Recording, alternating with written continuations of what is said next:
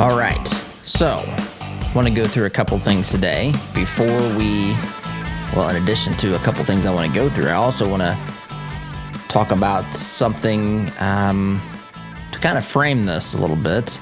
Trump's legal team has a press conference yesterday, and I just want to remind you, well, I guess not remind you, but share with you an experience that I had. I'm not an attorney. I take great pride in that. I'm just half kidding out there, attorneys.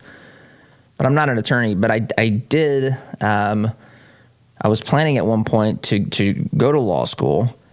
And so I did a pre-law program at American University, but that was fine. That helped me in a lot of ways understand some things that maybe I normally would not have, that we see going on legally in this country, legal proceedings and all the, we did mock trials and that sort of thing. But more importantly than that, I served on a jury, which I've mentioned on here before. And I just want to share with you from the perspective of the jury, as a juror, the purpose of an opening argument, because that's what we saw yesterday, was just the opening argument.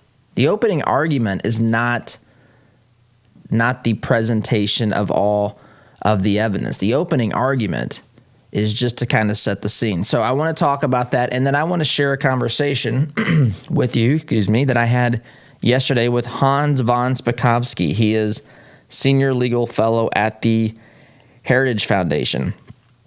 He has a lot of experience in election law, in constitutional law.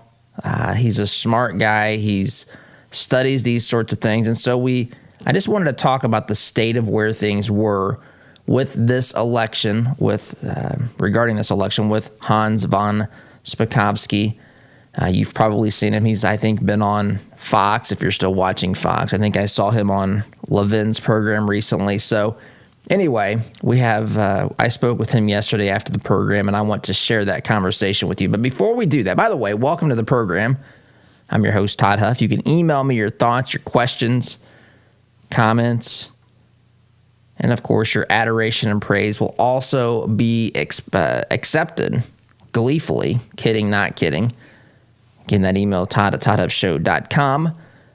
We're on Facebook, Twitter, Instagram, not Instagram, not yet. We have an Instagram page, but we're not streaming on Instagram. We're on Facebook, Twitter, YouTube, Todd Huff Show being the platform for all of those outlets as well, all those platforms. And toddhuffshow.com, you can watch the program live as well. That's the safest place to watch it because we will not censor our own show. Facebook might, YouTube might, who knows? Twitter might. Jack Dorsey. We're probably better off getting it past Jack when he's out doing cross-country hikes or whatever he's doing to grow his mountain man beard. But nonetheless, you can catch the program on all those platforms as it stands today. So let me really quickly here, talk about the opening argument from the perspective of a juror, right? From the perspective of a juror with a little bit of, I guess, understanding of the law as well. So I sat on a jury back in 2000 and I think it was 17, maybe 18. Maybe it was 2018. And first of all, going through the whole process gives you a tremendous appreciation of this country and from my perspective. And I think anyone who does it and really thinks about that this is all a byproduct of what the founders created. So this concept of being tried by a jury of your peers is an amazing thing to me. So the state thinks that you did something wrong, that broke the law. And so they have to go through a process whereby they file charges and all these steps have to be taken before, the defendant. The consequences of breaking the law require the forfeiting of freedom, the individual's liberty. They're going to put someone behind bars and they're no longer going to have all of the freedoms afforded to them in America under our Constitution. And so now this is an election, as I'm comparing and contrasting this with what's going on with the Trump team. So this is different in that sense, but there's certainly similarities. But when you're going to ask someone to demand that someone forfeit their liberties through the violation of a law that requires them to be incarcerated, or even worse, it's a capital crime to give their lives, you have to have an overwhelming amount of evidence, and there has to be a very methodical process, because the founders had witnessed throughout history and through their own experiences sometimes what happens when governments go out of control. And by the way, we have a government out of control. I'm not saying in the same exact way the founders saw, meaning people are not necessarily, you could certainly make the case, but on a wide scale, I don't know, maybe it's more similar than I first was saying when I started that sentence. But the point is, in the criminal sense, that they witnessed people be targeted and be threatened with jail or whatever, some sort of punishment, oftentimes because of political disagreements or just whatever the people, the powers, the authorities of the day decided. So they said, instead of letting this be a system that is determined strictly by the government, we want a group of peers, right? We want a person's peers. So this individual was arrested for a heinous crime in the jury that I served on, the trial where I was on the jury.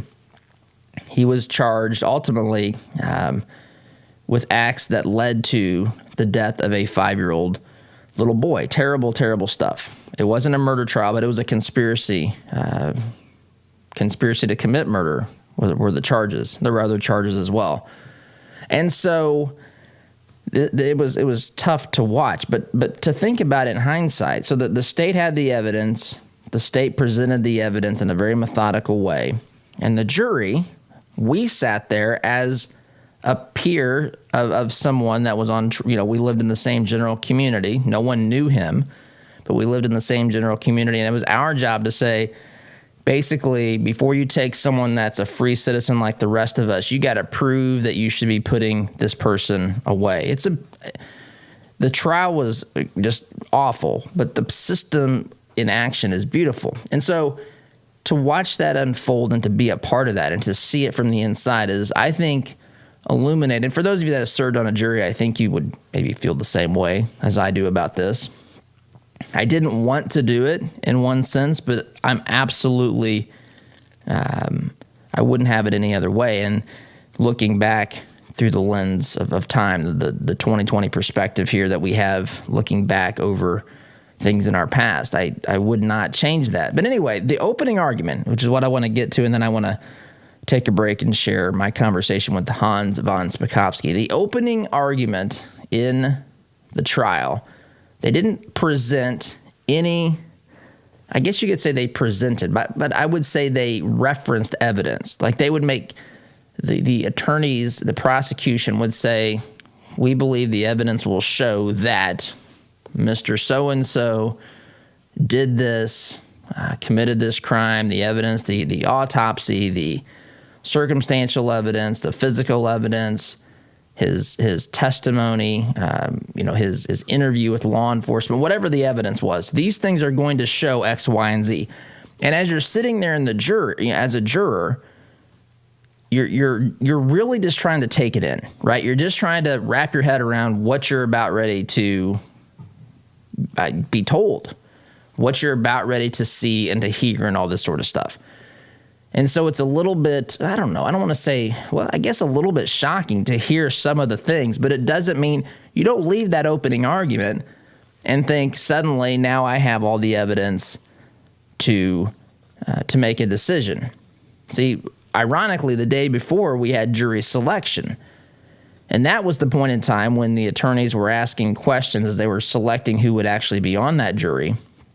They were asking questions about whether or not someone could be fair and unbiased. And I remember flat out people in that jury selection process telling the prosecution or the defense that there's no way that they would even consider someone being charged of a crime like this. They wouldn't even consider the possibility that he or she was not guilty. I heard people say that. Now, did they mean it? Were they just trying to get out of the jury? That is left to be determined by the individual. I will say that some of them seemed quite adamant about this. So the first process was find people that are fair-minded, which good luck at finding that today in America. And the next process, okay, now we've got our fair-minded group. Now we're going to tell you what we're going to show you, right? If you're going to give a speech, what do they tell you in, 8th grade speech class or whatever? You tell people what you're going to tell them, and then you tell them what you told them. That's really what happens, right? Opening arguments, I'm telling you what we're going to show you. Then they show the evidence over the course of whether it's hours, if it's a smaller trial. Our trial went on for, 2.5 weeks, I think. So there's 2 weeks of evidence. And then there's the closing arguments. The closing arguments are, we want to remind you what we told you and showed you. That's what it is. And so we're just at the beginning of this. I know a lot of folks are rolling their eyes at some of the accusations. I mean, some of these are bombastic things, right? I mean, we hear about communist ties in Venezuela and China, and it's just a lot to process. It doesn't mean that they're right. It doesn't mean that they're wrong either. And so there's a process. That's my only point today. People want to say, well, based upon the opening arguments, this is what I think. I've made my decision, my mind up. Well, you keep saying, show us the evidence. They're telling you the evidence they're going to show you, right? People say this, just where's the evidence? Well, okay. They've made huge claims. These folks have made enormous claims. Now they're going to tell you what they're going to tell you. They're going to show you what they just told you they're going to show you. And then you can decide for yourself, just like the jury, whether or not they hit the mark or not. So now there are, of course, differences. We don't have any say. In the jury trial I was a part of, our vote was the deciding vote. If all 12 of us voted to find guilty or not guilty, that was the outcome. There was no other opinion that mattered. That's different in this situation. And plus, we're not in the courtroom, so this is a PR thing, but we're just on the map, on the timeline of where things stand. We're in the opening argument phases. So they made some pretty dramatic claims. Now let's see if they can produce the good. So that being said, timeout is in order. When we get back, I want to share my conversation with Hans von Spakovsky, Senior Legal Fellow of the Heritage Foundation. Sit tight, back here in just a minute. Listen to Todd's show on your way to work, but want to hear more? Don't miss a beat. Visit toddhuffshow.com/listen to catch the program anytime, anywhere. It's deer season. Whether you are an experienced hunter or just looking to start, the Outdoorsman Sports Shop in Greenwood has the deer gear you need. With an indoor archery range, huge product selection, and a friendly staff ready to answer all your questions, we can help you through bow, gun, and muzzleloader season. Make the Outdoorsman in Greenwood part of your deer camp this year. Find us online at outdoorsmansportshop.com. Happy hunting. Seems like just yesterday that you couldn't find a quiet place to think in your home. Now all the kids have flown the nest and you find yourself wondering what to do with all of that extra space. This is Bruce of Bruce Richardson Realty. My team and I understand that life changes, and so do your home needs. So whether you're downsizing or upsizing, give us a call at 317-507-3285. Let us help you find the best fit for your residential or your commercial property needs. 317-507-3285. Did you know that there are 21,000 chimney fires annually? It's one of the reasons why it's so important to have a CSIA certified chimney technician clean and inspect your chimney every year. Keep your family safe by joining our 3-year sweep and inspection plan. And mention Todd to be entered to win $1,000 in cash. Contact Smalling Masonry, a Christian-owned business, at 317-903-8121 to learn more today. You can make Christmas special for local families. Shepherd Community Center needs your donation for toys, hats, and gloves for children in need this holiday season. If you believe Christmas is about caring for others, help us make it special by sharing your blessings this season in the lives of those struggling. Help a child today. For more information on how to donate or volunteer, call 317-375-0203 or visit shepherdcommunity.org.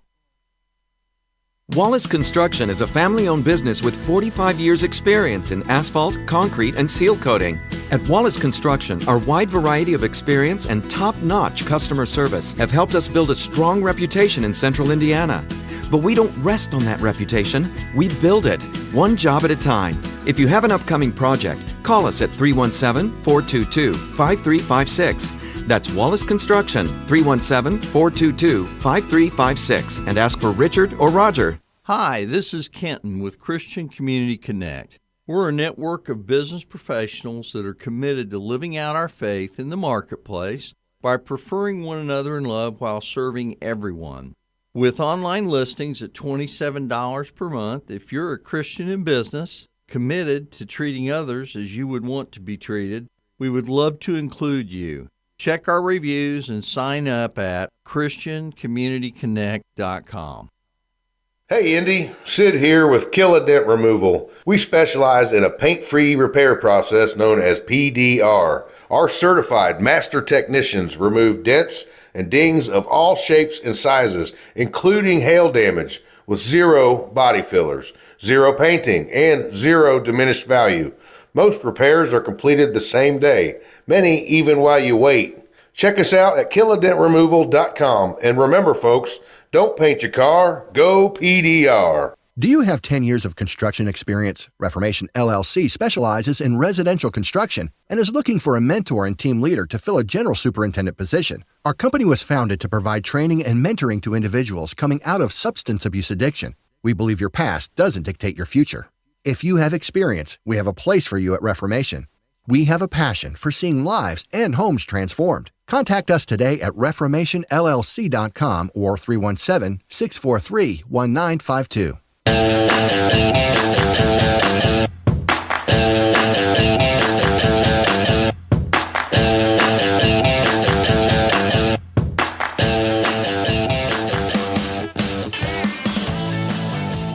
Welcome back.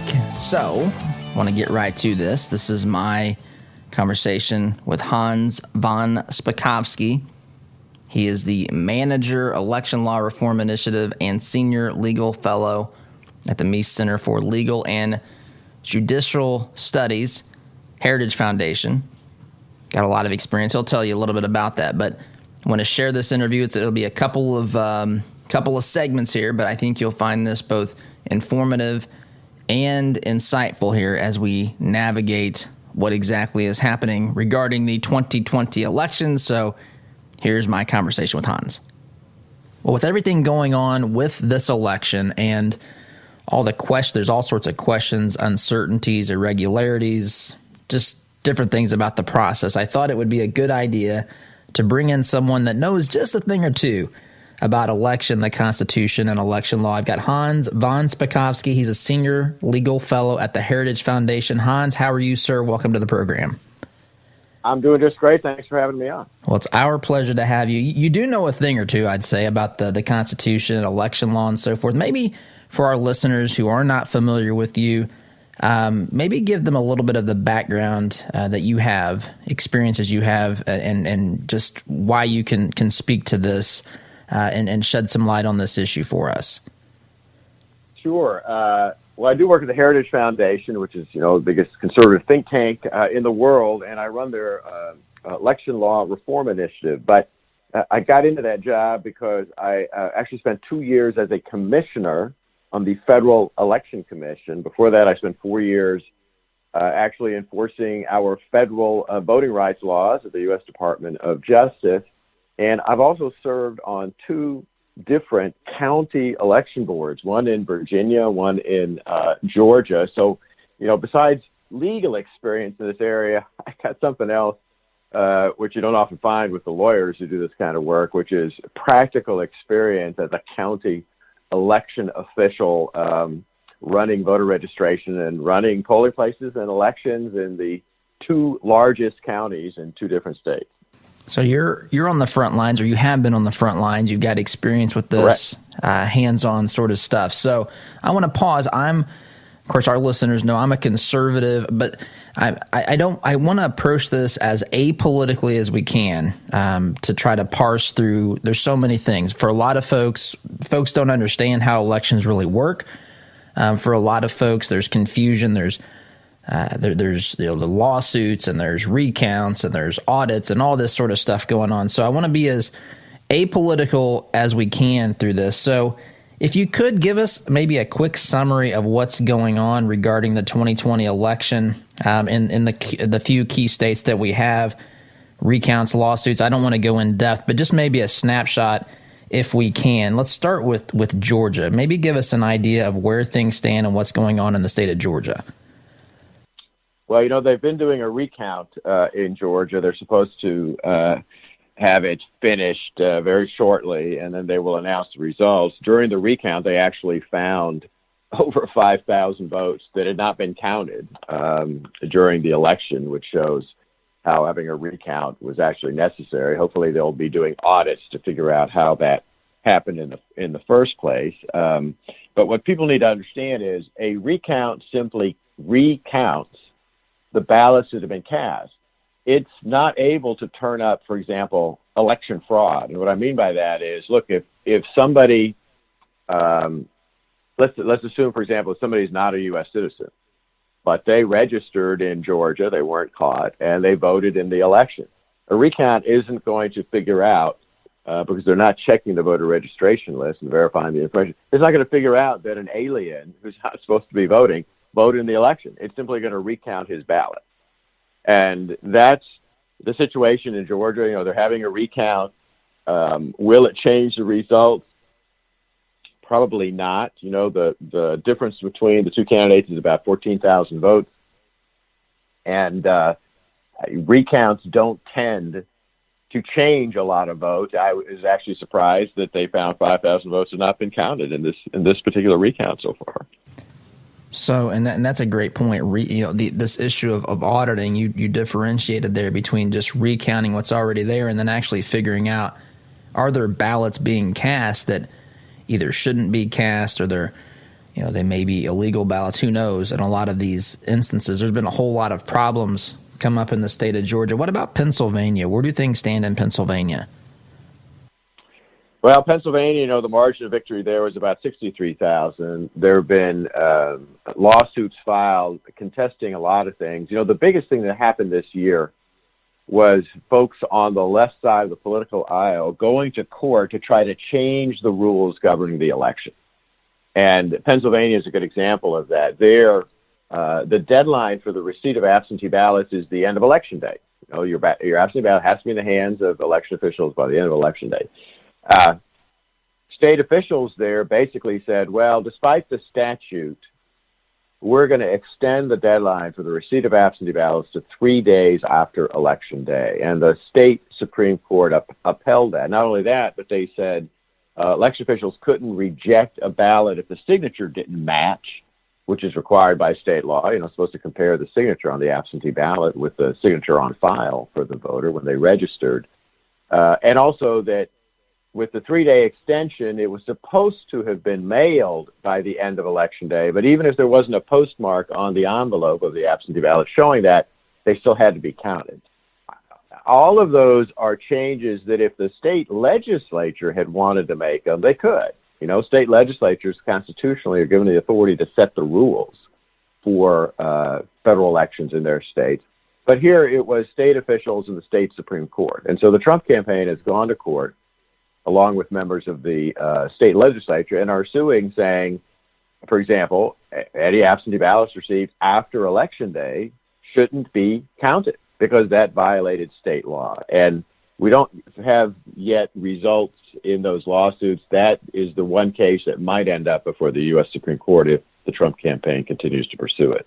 And these things are, pretty straightforward. You mentioned some of these laws. It's in black and white, but to your point, the courts arbitrarily extended these things, or through the executive actions or the executive branch taking action and so forth. So that's a problem. It's one of the problems we have with judicial activists at all levels of courts around this country. What about Michigan? What's going on in Michigan, Hans? Michigan has a very large differential, and it's about 147,000 votes that Biden won. And the specific problem in Michigan is that the Trump campaign, again, they filed suit, and they're complaining about the fact that their poll observers were kept out of the Detroit downtown facility where they were opening, processing, and counting absentee ballots. And as you know, we had a huge, really exponential increase in absentee ballots this year. And Detroit officials basically broke state law. You know, candidates and political parties are allowed to have observers to observe every aspect of the election process, and there's a good reason for that. We want that kind of transparency so that we can ensure that officials aren't doing things they shouldn't be doing. And because of that, the Trump campaign is saying, look, we can't be sure they actually did what they're supposed to do with absentee ballots, which is when an absentee ballot comes in and they open up the outer envelope, they're supposed to verify and check, is this a registered voter? Did they sign the form? Did they correctly provide their registered name and address? And if any of that information is missing or it's wrong, the ballot's rejected. You know, it's not counted. And I think the Trump campaign is alleging that what they believe happened in Detroit is Detroit officials just basically threw out all those procedures and just counted every ballot coming in. And even if it came in from a person who wasn't on the registered voter list, they just added their name to it and counted the ballot, which again would break state law. So we don't know how many ballots that might have affected. Is it enough to change the outcome? I don't know. 147,000 votes, that's a lot of votes to change. And I don't know if they've got the evidence sufficient to convince a judge that the results of the election were compromised. So normally, one more question here before we have to take a break, but I guess we can't go through every single state, but what normally is supposed to happen? The normal process, the people of a state vote, there's a declared winner usually. There might be a little bit, sometimes there's a lawsuit or whatever the case may be, or a recount. But generally speaking, there's a concession, there's certification of the electors, all this stuff happening that people don't normally see. Maybe walk us through what normally happens after the votes are counted or cast on Election Day. They have an initial count of the votes, and they report the results. There's usually a recount if the margin of victory, it depends on the state, but usually if the margin of victory is 1% or less, or in some states it's 0.5% or less, then they do a recount where they go through and once again just recount the ballots. They're not verifying, as I said, voter registration issues. Once that's done, then election officials certify the results. That means they're signing forms saying these are now the official results of the state. Normally, that's when folks file lawsuits, losing candidates, if they still believe that there was a problem, somehow the election results were compromised. And, normally litigation could take quite a while. I don't know if you recall this, but remember 2008, there was a litigation contest over the U.S. Senate race in Minnesota between Al Franken and the incumbent, Norm Coleman. That litigation took 8 months. At the end of it, Al Franken was declared the winner. But here, we've got a deadline, December 14th. That's when the Electoral College is supposed to meet in each state and cast the official votes for president. So time is short. Okay, I need to take a break. But when we get back, I want to talk a little bit about maybe what makes this election different. You said, even with that last answer, you said that most lawsuits or many lawsuits aren't even filed until the certification process. We've got all this stuff happening here kind of on the front end of this. I want to walk through what's different, talk a little bit about voter fraud, irregularities, that sort of thing. But I got to take a time out. We're with Hans von Spakovsky. He's Senior Legal Fellow at the Heritage Foundation. Be back here in just a minute. Is it possible to be a fan of the show if you don't have the gear to prove it? Why not be safe and remove all doubt? Shop for official merchandise at toddhuffshow.com/shop today. Would you like to save 20% or more on your insurance? Let AIA and Avon do a free comparison for you. As an independent agent, we can find savings that fit your needs and budget. We work for you, not the insurance companies. Whether your insurance need is big or small, give AIA a call. 317 888-718-1747 or find out what we can do for you at AIA4lowrates.com. Hi, this is Caleb with Gluff Plumbing. Does your home need some plumbing updates? Gluff Plumbing is your solution. We specialize in updating old plumbing, everything from water heaters to well pumps, to underground leaks and everything that has to do with water entering and leaving the home, including water and sewer main excavations. We pride ourselves on old-fashioned customer service. Call Gluff Plumbing at 765-721-6789 or visit gluffplumbing.com. That's GLUFF plumbing.com. Call us today.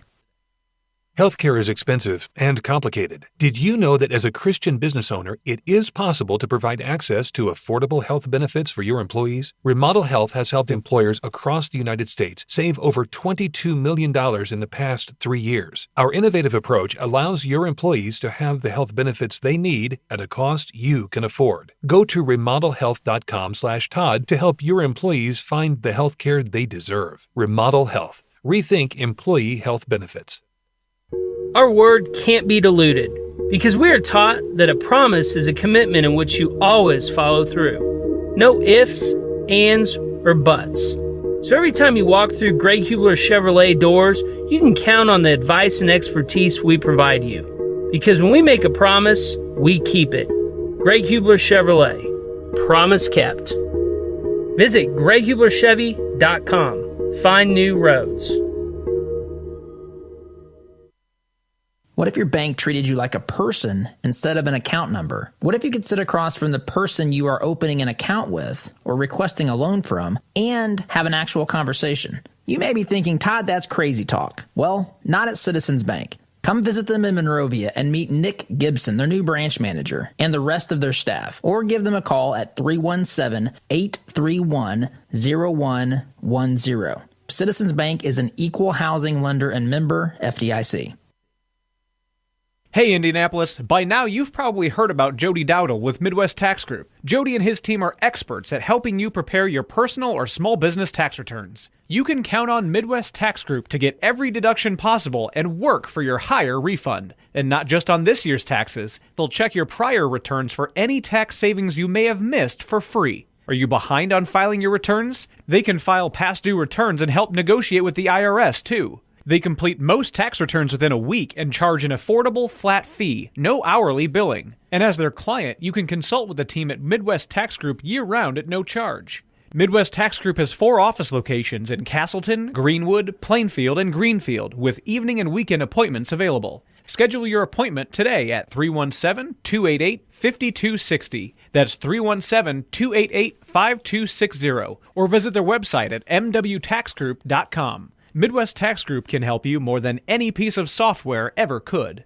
Family owned since 1973, Edwards Equipment at 1375 East Main Street in Danville is ready to meet your equipment needs by selling, renting, and servicing several makes and models of lightweight residential or heavy-duty commercial equipment. We carry and service top-name brands like Ferris, Kubota, Steel, Gravely, Honda Power, Land Pride, and more. Visit edwardstractor.com or call 317-745-6427 to check out our clearance specials today. At Edwards Equipment, we don't just sell you any piece of equipment, we sell you the right piece of equipment.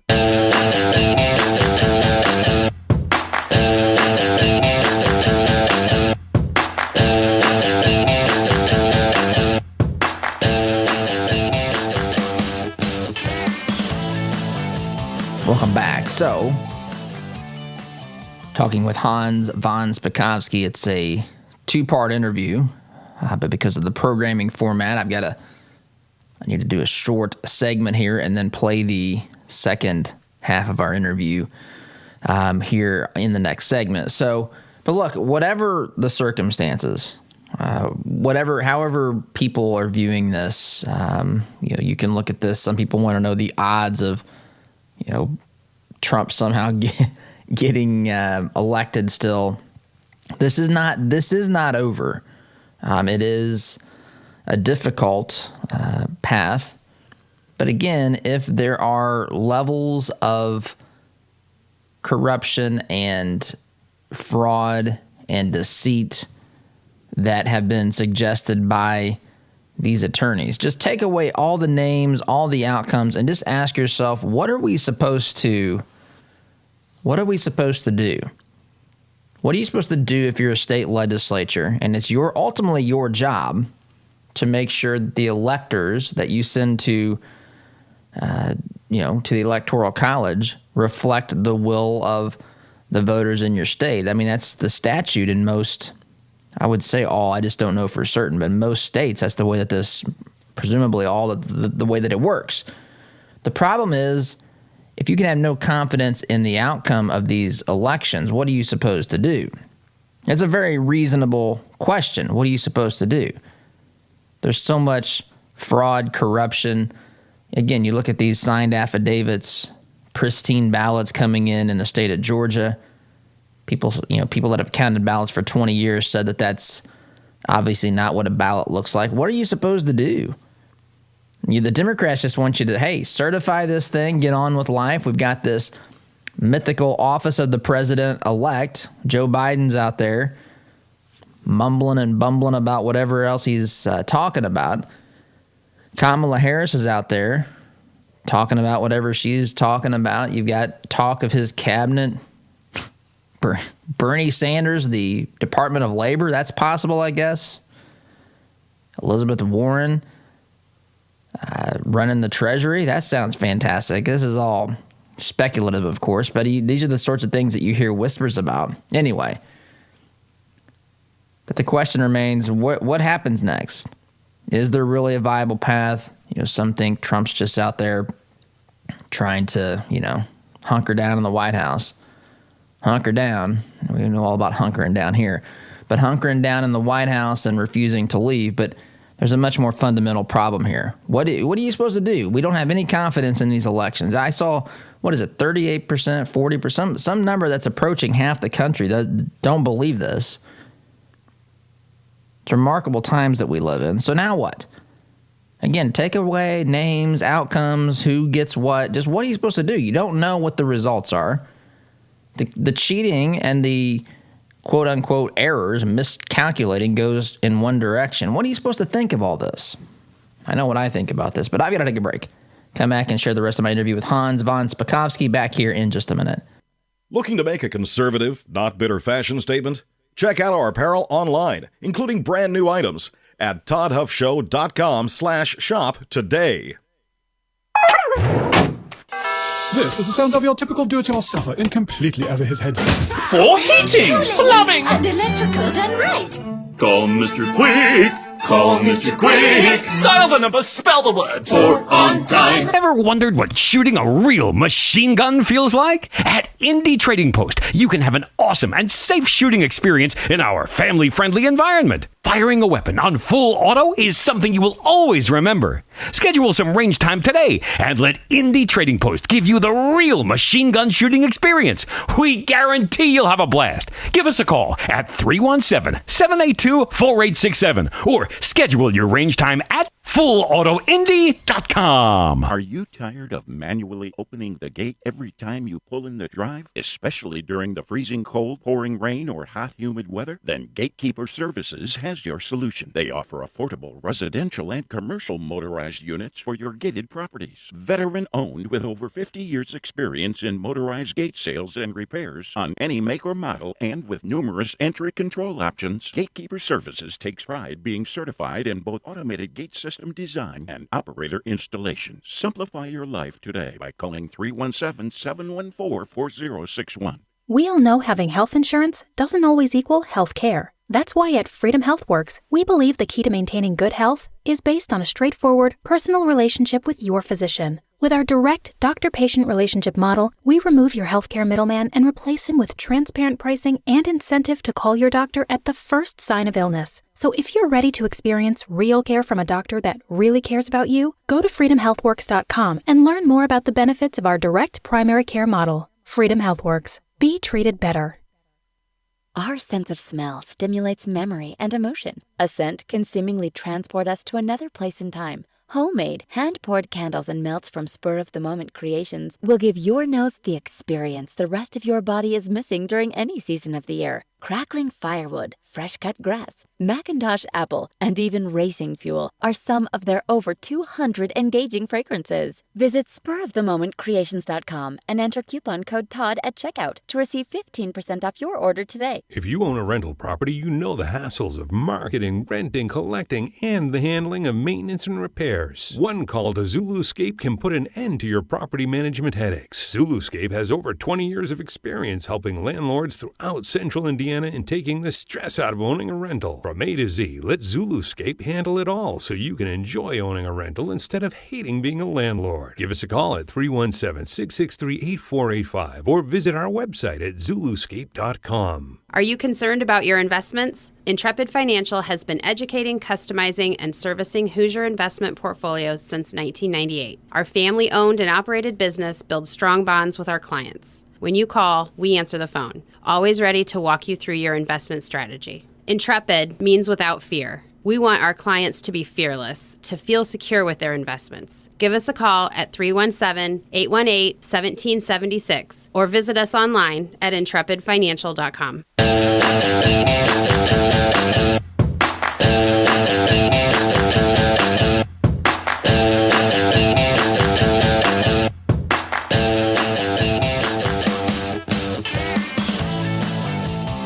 All right, welcome back. I'm with Hans von Spakovsky, Senior Legal Fellow at the Heritage Foundation, talking about the 2020 election, the process, what normally happens, and so forth. And he kind of laid out what normally happens after votes are cast on Election Day before the break. So now, what is it that makes 2020 different? What are some things that have happened? And I guess maybe kind of paint the picture of some of the concerns, irregularities, and those sorts of things.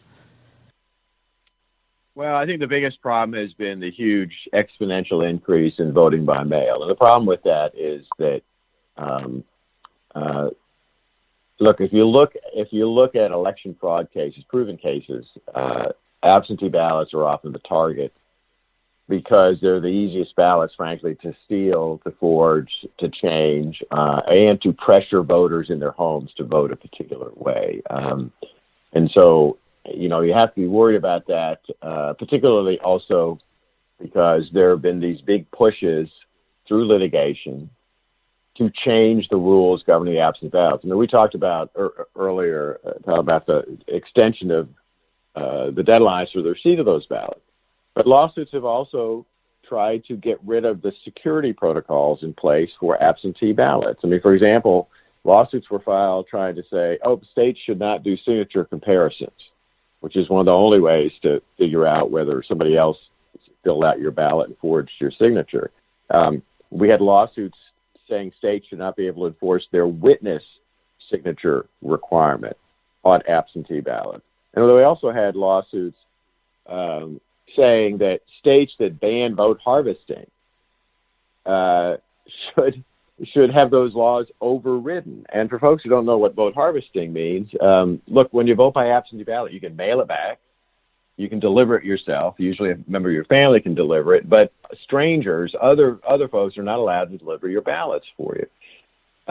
States that allow vote harvesting allow anybody to show up at your front door, a candidate, a campaign staff or a party activist, to offer to deliver your ballot. And of course, the problem with that is you're putting your ballot in the hands of people who have a stake in the outcome of the election. That's right. And that's very problematic. And you can see kind of the false nature of what these lawsuits and folks on the left were claiming because, they had this big push. We've got to have absentee mail-in ballots because of COVID-19. At the very same time, they're saying, if you're a state that bans vote harvesting, why, you've got to allow it now because of COVID-19. Well, what's a faster way of spreading COVID-19 than saying you're going to allow strangers to go door to door in the neighborhood to pick up people's ballots? That doesn't make any sense. What it shows you is they were trying to take advantage of COVID-19 to change the rules in a bad way. Like I said, the biggest problem with this is it puts your ballots in the hands of people who have a stake in the outcome, and it makes you liable to them pressuring you in your homes to vote a particular way. Mm-hmm. Well, do you have any concerns about some of these things you've seen about the Dominion voting systems and some of the questions, allegations, irregularities, statistical analysis, any of that stuff? Does that concern you? Well, it concerns. Look, 24 states use Dominion software. On the other hand, I do know that Texas refused, after testing the Dominion equipment, refused to allow it to be certified and sold in Texas. I don't know whether any of these allegations about the Dominion equipment are true. What I do think is that it needs to be investigated, and they need to evaluate, review, and test the equipment and the software to see if there's any truth to any of these allegations. So what do you do, or what do you think's the right thing to do? Try to be, I know we all come at this with some degree of bias, but as fairly as we can here. You're a member of a state legislature in, say, Michigan or Pennsylvania or whatever, and you're not, I mean, it's very reasonable to think we can't trust the results that we're seeing here. Is there any, what happens? I mean, are they just going to go with, the certified results? We've got this situation in the county Detroit's in. I'm drawing a blank on the county at the moment, but, they've not certified the vote there yet in that particular county, specifically in Detroit. I mean, how are they supposed to navigate this? Is there a chance of anyone talking about sending a slate of electors that may not match up with how the state allegedly voted? I guess walk us through that. What are some scenarios, and what's the right thing to do there? Well, the legislatures do have the ultimate constitutional authority over which electors get to vote. All the states, though, have put in laws saying that whoever the majority of the people in the state vote for, that's the slate of electors that get to vote. So state legislators would have to override a state statute on that if they want to pick a different slate of electors. I don't think they would even consider doing that unless they have overwhelming evidence that the results of the election were compromised. And there's only been one instance in U.S. history that I could find where something like this happened, and that was the 1876 election. In 1876, 3 states, including I think Florida and South Carolina, they couldn't figure out who had won the election in their states, and so they sent 2 sets of electoral college votes to Congress and said, you try to figure it out. And Congress actually set up a bipartisan commission to investigate it, and they ended up awarding all the electoral college votes of the 3 states to the Republican candidate, Rutherford B. Hayes. But that's only happened once in American history. I doubt it's going to happen this time. What I do think needs to come out of this very clearly is, no matter what happens in the presidential race, all of these irregularities, these problems, all these claims, they all need to be investigated thoroughly by state legislatures, by election officials, and by law enforcement officials to figure out what problems occurred, what vulnerabilities there are in the system, and fix any of those vulnerabilities and problems so that we don't have this problem happen again.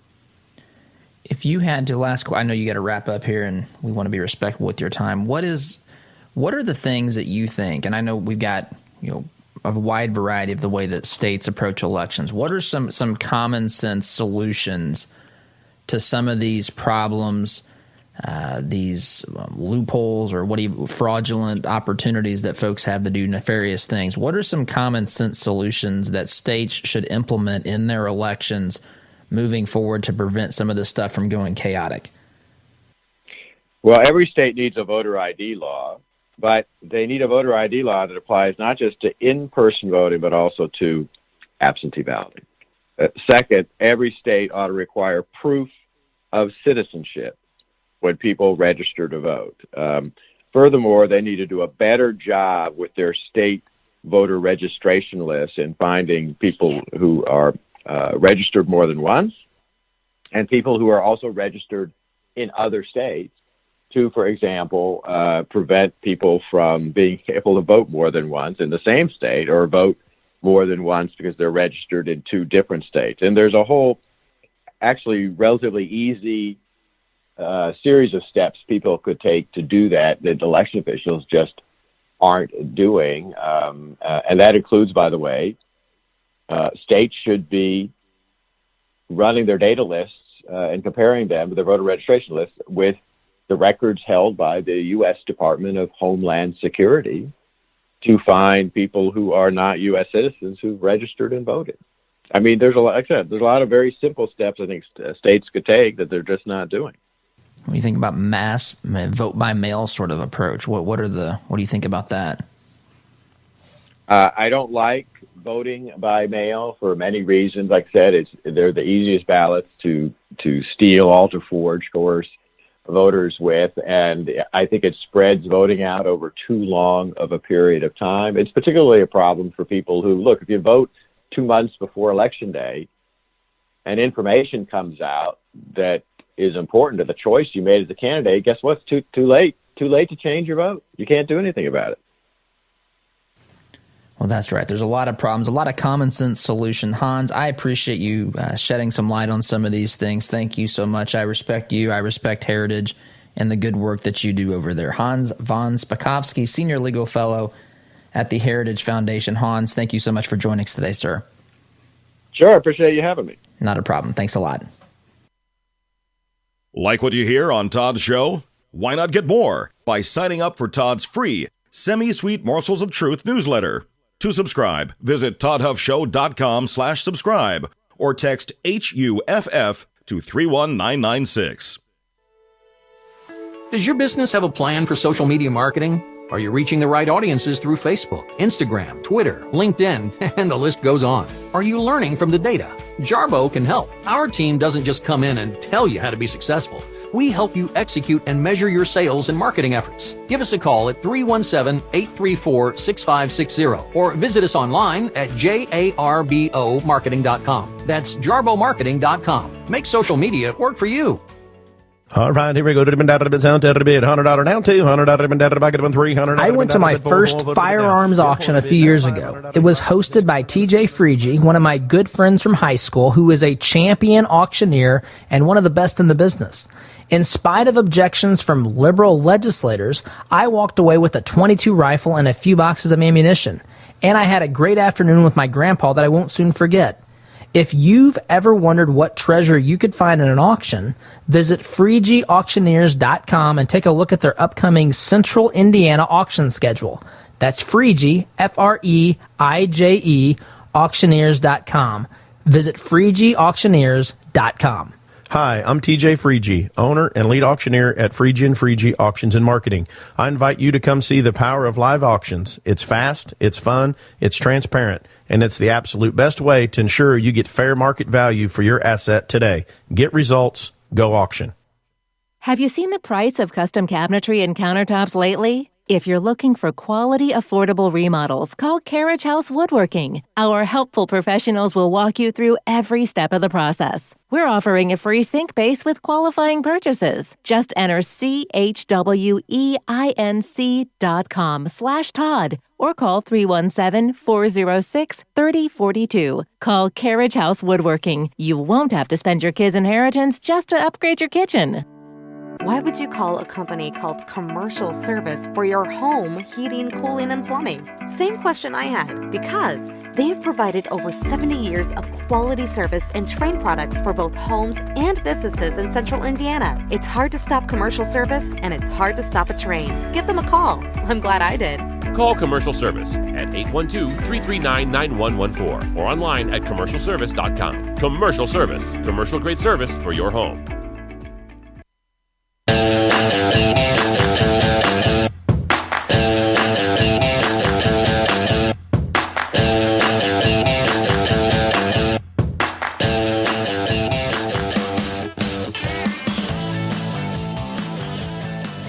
All right, folks, that is all the time that I have today. I know we're headed into the weekend. I know that there's a lot of things vying for your attention, a lot of things that still need to be worked out here. Looking at the possibility of a real Biden presidency, the possibility, the hope that maybe something can still come of all these lawsuits and what's happening and so forth. But hang tight, hang tough, be tough, hang in there.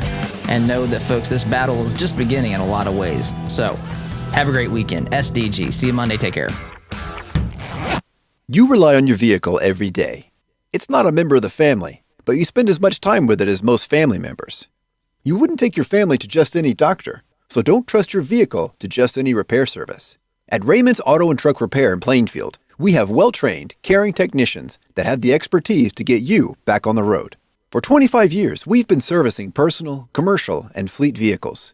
Give us a call at 317-838-7112 for the car service you deserve. The compassion of Christ. It's living life connecting to the broken and messy world. It's not simply walking down the street and dropping a quarter in someone's bucket. It's been perverted by Satan from biblical compassion to feeling sorry for, and sympathy isn't where God wants us to live. It's connecting to broken people in our daily life. Living the compassion of Christ. As a listener of this program, I have no doubt that you embrace the value of hard work, honesty, and integrity. And when you have the opportunity to work with a company that fully embraces and shares these values, I'm sure you jump at it. Economy Heating, Air Conditioning, and Plumbing is just that type of company in Central Indiana. Jeff and Jod Woods have a team of professional technicians here to help tune up your furnace or install a quality new train system. And they're also here to fix those nasty plumbing problems that seem to happen at the absolute worst time. So the next time you have a plumbing, heating, or cooling need, give the good folks at Economy Heating, Air Conditioning, and Plumbing a call. Call 317-831-5279. That's 317-831-5279. Or visit economyheatingandair.com.